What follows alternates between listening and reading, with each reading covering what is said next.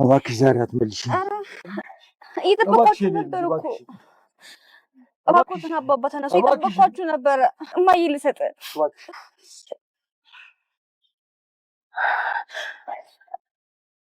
እማዬ እማዬ። አቤት።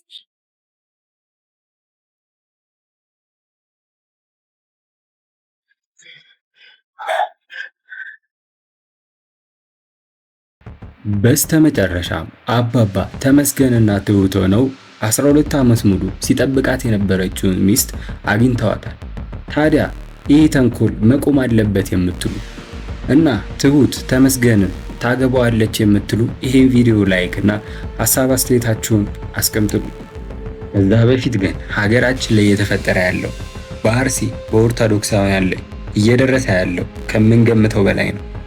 የተገደሉት 53 ደርሰዋል። ተፈናቀሉት ደግሞ 1875 ደርሰዋል። ስለዚህ ሁላችንም በሃይማኖታችን ጸሎት ዱዓ እናድርግ፣ ፈጣሪ እንለምን። ማት ነው የመጣብን።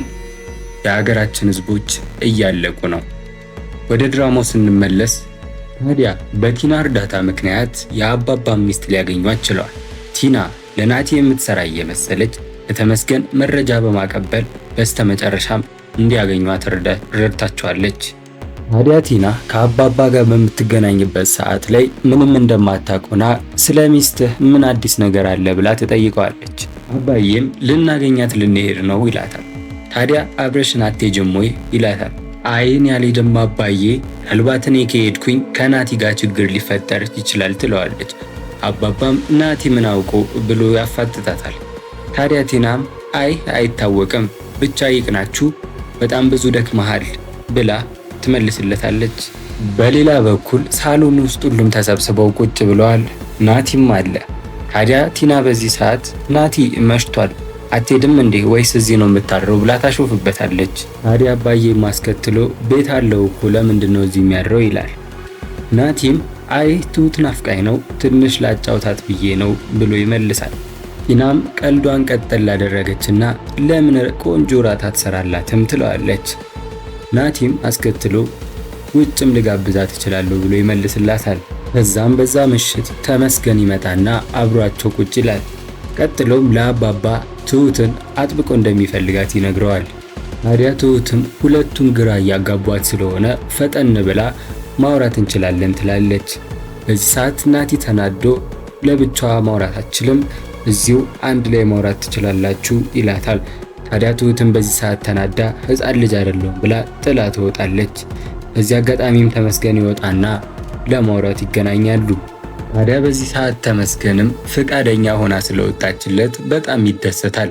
የወደደችውም መሰለው። ከዛም ትሁቴ እንዴት ነሽ ብሎ ይጠይቃታል። ታዲያ ትሁትም ደህና ነኝ ብላ ከመለሰችለት በኋላ ፊትሽ ግን ደህና አይመስልም ብሎ ይመልስላታል። ታዲያ ትሁትም በዚህ ሰዓት እውነት ስለኔ ተጨንቀህ ነው ወይ ብላ ትጠይቀዋለች። ታዲያ ተመስገንም አው የለውም ብልም ጥቅም የለውም ይላታል። ታዲያ ትሁትም በዚህ ሰዓት አለው እንጂ ጥቅም አለው ብላ ትመልስለታለች። ታዲያ ተመስገንም እንደዚህ ከሆነማ ከገጠር እስከ ከተማም የምወድሽም የምፈልግሽም እኔ ብቻ ነኝ፣ እናትም ከአባትም በላይ እኔ እዚህ የተገኘሁት አንቺ ስላለሽ ብቻ ነው ይላታል። ታዲያ እሷም ታውቃለህ ብዙ በድለኸኛል ብላ ትለዋለች። እሱም አዎ አውቃለሁ፣ ለሱም እየተቀጣው ነው፣ በደንብም ተቀጥቻለሁ ይላታል። ተመስገንም ቀጠል አድርጎ እዚህ የጠራሁሽ ስለዚህ ነገር እንድናወራ አይደለም፣ ነገ አባዬና አባዬ ሚስት እናገናኛቸዋለን። ይህንን ነገር በጣም ስትፈልጊው ስለነበር አንቺም በቦታው እንድትገኝ ስለፈለግኩ ነው ብሎ ይላታል። ለማንም እንዳትናገር አስጠንቅቋት ከአባዬ ጋር ጠዋት እንዲመጡ ቀጠራቸው። እኔ በሌሊት እዛው ስለሚሄድ እዛው እንገናኛለን ብሎ ይላታል። ከዛም ደህና ደሪ ብሎ ቻው ይላታል። በዚህ ሰዓትም ትሁት እንዴ ቻው አትላቸውም ወይ ብላ ትለዋለች። ታዲያ ተመስገንም በናቲ በጣም ተናዶ ስለነበር አይኑንም ማየት ስላልፈለገ ችግር የለውም ቻው በይልኝ ብሏት ቤቱን ጥሎ ይወጣል። ትሁትም ወደ ሳሎን ትመለስና ናቲን መሽቷል እኮ ሂድ እንጂ ትለዋለች። ታዲያ ናቲም ሂድ እያልሽ ነው ይላታል። ታዲያ ትሁትም በዚህ ሰዓት ናቲ ላይ ጥርጣሬ ስለነበራት አብራው ረጅም ሰዓት መቆየት ስላልፈለገች ነበር ይሄን ያለችው። ከዛም አባዬ ካሳደረ ማደር ትችላለህ ብላ ትመልስለታለች። በዚህ ሰዓትም ናቲ ተናዶ ተመስገንስ ብሎ ይጠይቃታል። እሱማ ሄደኮ ብላ ትመልስለታለች። በዚህ ሰዓትም በመበሳጨት ቤቱን ጥሎ ይወጣል። ታዲያ ቀጥሎ ቲና ተነስታ ትወጣለች። የዛ ሰዓት አባዬና ትሁት ለብቻቸው ይቀራሉ።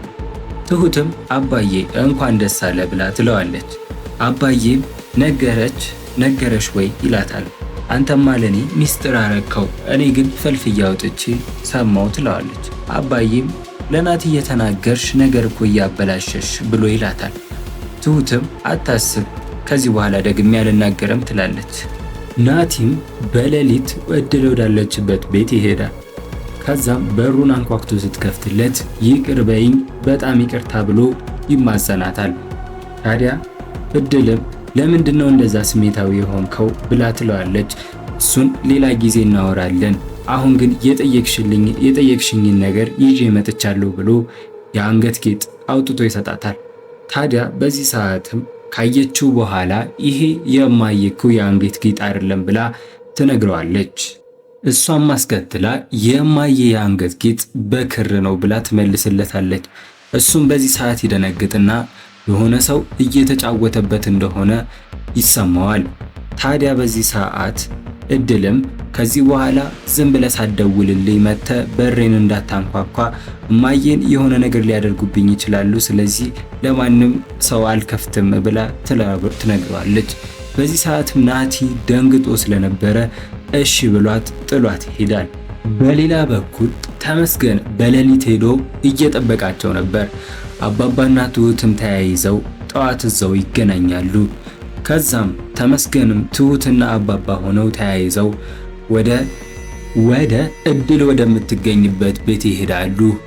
በሩንም ካንኳኩ በኋላ እድል በሩን ስትከፍት አባዬ ወዲያውኑ እግሯ ስር ወድቆ ሚስቱን እንድታገናኘው ይማጸናታል።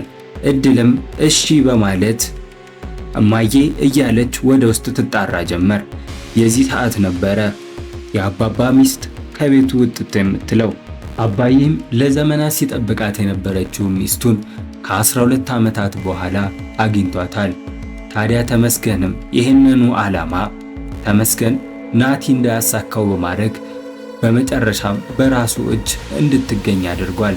የዚህ ሰዓትም ትሁት ተመስገንን ከናቲ በላይ እንድታምነው ያደርጋታል።